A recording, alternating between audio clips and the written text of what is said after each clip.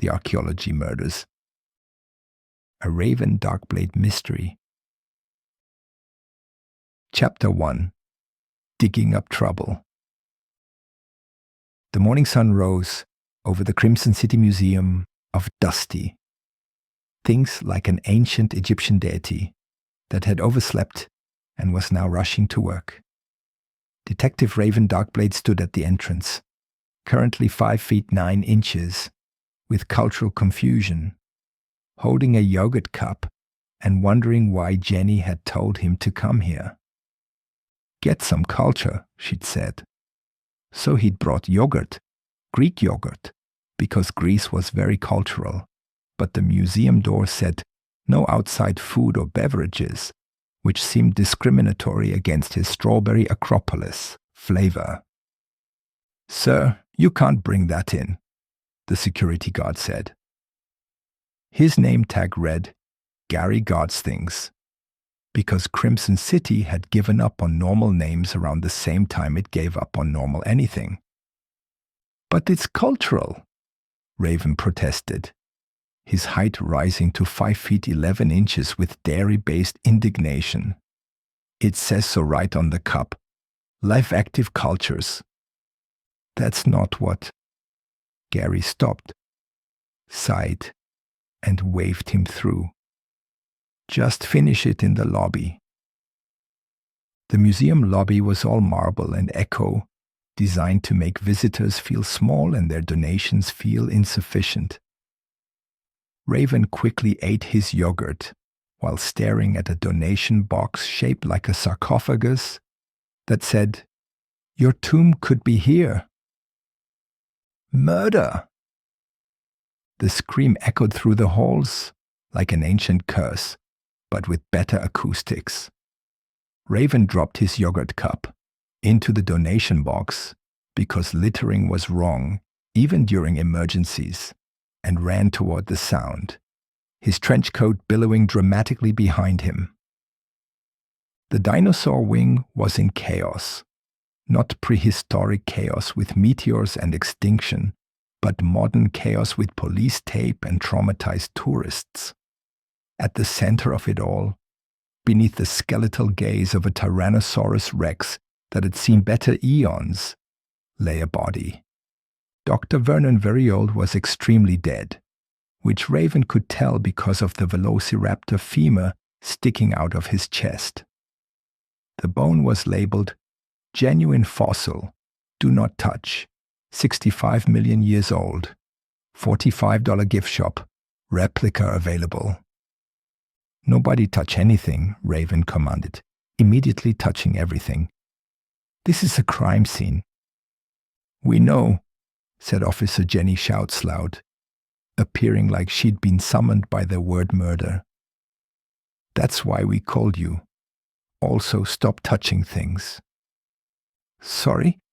Raven stepped back, his height dropping to 5 feet 8 inches with crime scene contamination shame. "So what happened?"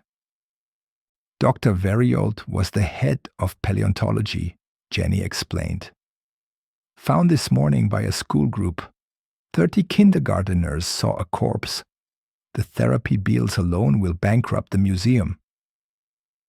Raven examined the scene with the thoroughness of someone who'd definitely seen dinosaur bones before, in movies. The victim was positioned carefully, like he was being excavated. Little flags surrounded the body, each labeled with archaeological terms Raven didn't understand. Tiny brushes were arranged in a pattern that probably meant something to someone who wasn't him.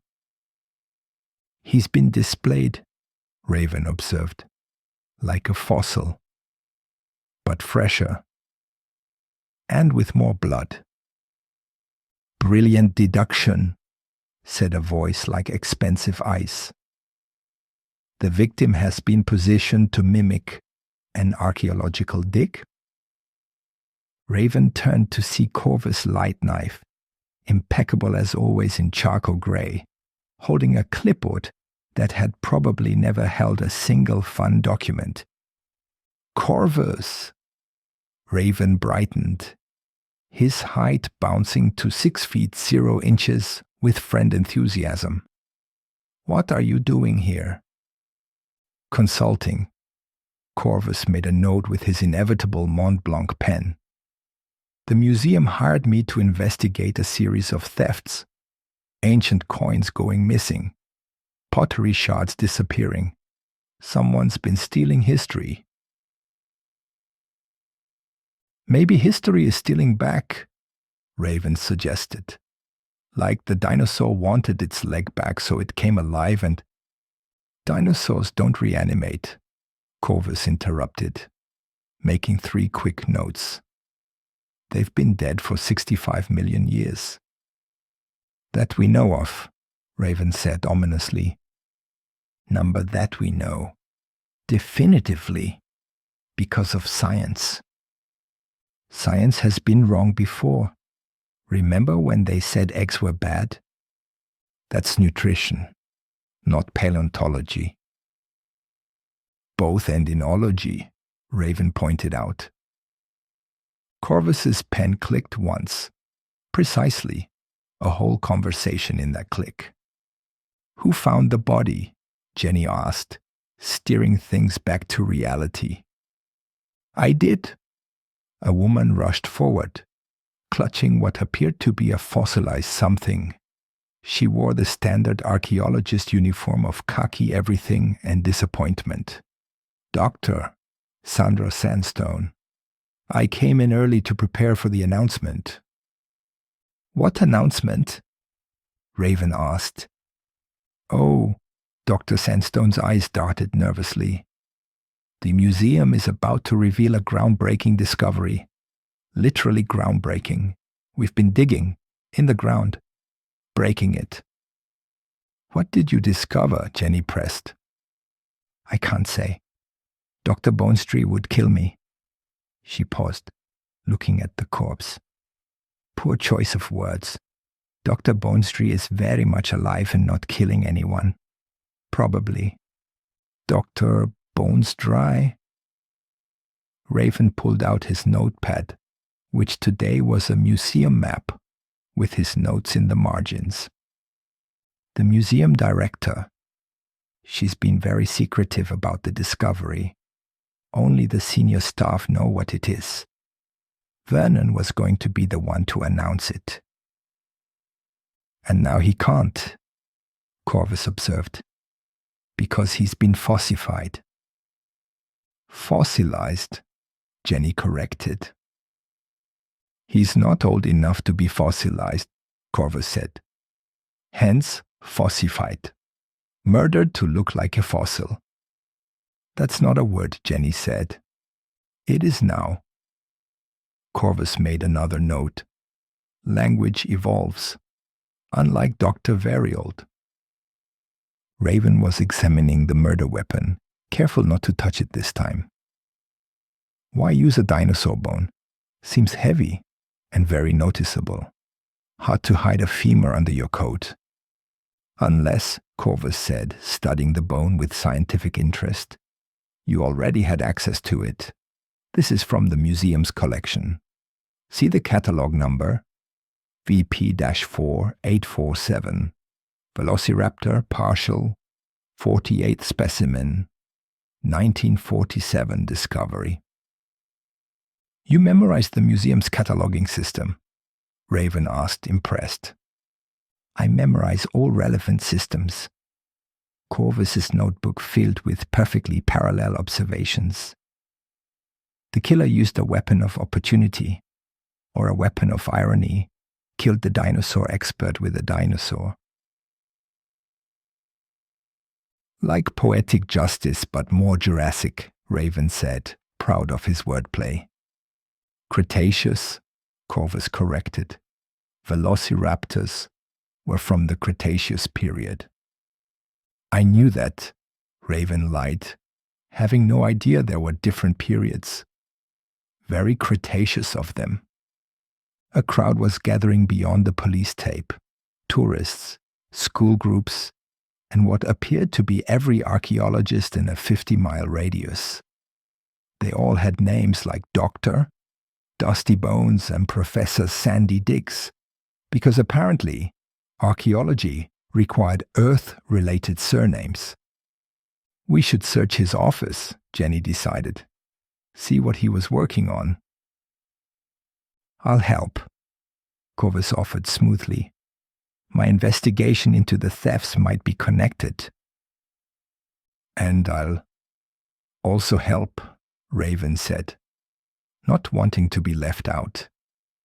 With my unique methods. Your unique methods got yogurt in our donation box, Gary Guardsthings pointed out. That's a donation. Of culture. Active cultures. Dr. Variol's office looked like what would happen if paper had an explosion and nobody cleaned up for 40 years. Books were stacked on books on top of other books, creating a literary Jenga that defied physics. His desk was buried under so many papers that there might have been a whole other desk underneath. How did he find anything? Raven wondered, his height adjusting to 5 feet 7 inches in sympathy with the chaos. System, Corvus said, photographing everything with methodical precision. Chaos always has a system. You just have to find it. Like my filing system, Raven said. I file everything under S for stuff. That's not a system. It is. Sometimes I use T for things. Corvus made 5 rapid notes. Jenny was examining the papers on the desk. Look at this. Notes about the discovery, but they're all in code, or really bad handwriting. Hard to tell with academics. Raven picked up a paper, squinted at it, turned it upside down. This says the secret lies beneath, or the secret likes beneath, or the secret bikes beneath. Handwriting is hard. Beneath what? Jenny asked. Beneath something. Raven's detective skills were detecting at maximum capacity, which wasn't very maximum. Maybe beneath the museum? Most museums have storage beneath them, Corvus noted. Archives, workshops, sometimes entire secret departments that the public never sees. Secret departments? Raven's height shot to 6 feet 2 inches with noir excitement. Like secret agent departments? With spy dinosaurs? Like storage for items not currently on display. Corvus's patience was audible. Nothing clandestine. Oh! Raven deflated to 5 feet 9 inches. Regular secrets. Boring. A photo on the desk caught his attention. Dr. Variol with other museum staff, standing in front of what looked like a dig site. But the location was odd.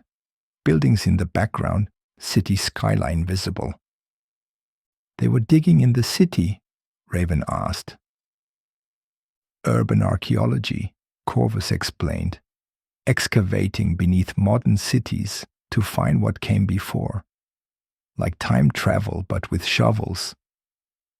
Everything's like time travel to you, Raven observed. Time is relative, much like your height. Before Raven could ask what that meant, Jenny's phone rang. She listened, her face growing increasingly concerned. There's been a development, she announced. Dr. Bonestry wants to speak with us. Apparently, she's ready to reveal what the discovery is. She says it's too important to keep secret now that Vernon's dead. Convenient timing, Corvus murmured, making another note. They made their way to the director's office, Raven trying not to knock over any priceless artifacts along the way. He only bumped 2, which was a personal record. Dr. Bonestry's office was the opposite of Vernon's. Everything in perfect order, every artifact in a labeled case. every book spine aligned. She sat behind a desk that probably cost more than Raven's annual salary, looking like someone who discovered the secret to appearing permanently disappointed. "Detectives," she said, the word carrying the weight of someone who'd rather be talking to competent people. "I suppose you need to know about the discovery." "That would be helpful," Jenny said. Dr. Bonesdry pulled out a folder marked Confidential Paradigm Shifting. "Do not open unless paradigms need shifting." 3 months ago, she began, we started excavating beneath the museum during renovations. What we found will change everything we know about Crimson City's history. She paused for dramatic effect. It was affected. We found evidence of an ancient civilization here, before the city was built, before any recorded history of this area. "Like Native Americans?" Raven asked. "Number older, stranger. We found structures, advanced structures, and artifacts that shouldn't exist." "What kind of artifacts?" Corvus leaned forward, interest finally showing on his usually impassive face. "That's just it, Doctor," Bonesdry said. "We're not sure. They're unlike anything in the archaeological record. Vernon was leading the investigation. He was going to announce our findings next week." "And now he's dead," Jenny said. "Murdered with his own discovery tools," Dr. Bonesdry added. "Someone doesn't want this revealed." "Or someone wants credit," Corvus suggested. "Academic glory is a powerful motivator." "But who would?" Dr. Bonesdry's question was cut off by a crash from somewhere below. "What was that?" Raven asked, his height fluctuating wildly with startlement. "The basement," Dr. Bonesdry said, going pale. "Where we're keeping the discovery. No one should be down there." They rushed toward the basement stairs, Raven somehow managing to trip while standing still. As they descended, he couldn't shake the feeling that this case was about to get much more complicated. Also, he was pretty sure basements weren't supposed to echo like that. Or smell like popcorn. But then again, this was Crimson City, where even the archaeology was weird. To be continued. Historically. Author's note. This chapter is dedicated to everyone who's ever confused culture with cultures, and to museum security guards who have to explain the difference. Also to velociraptors, who've been unfairly blamed for murders they couldn't have committed due to being extinct. Any resemblance to actual archaeological discoveries beneath major cities is purely coincidental and should be reported to your local museum, not kept secret until someone gets murdered.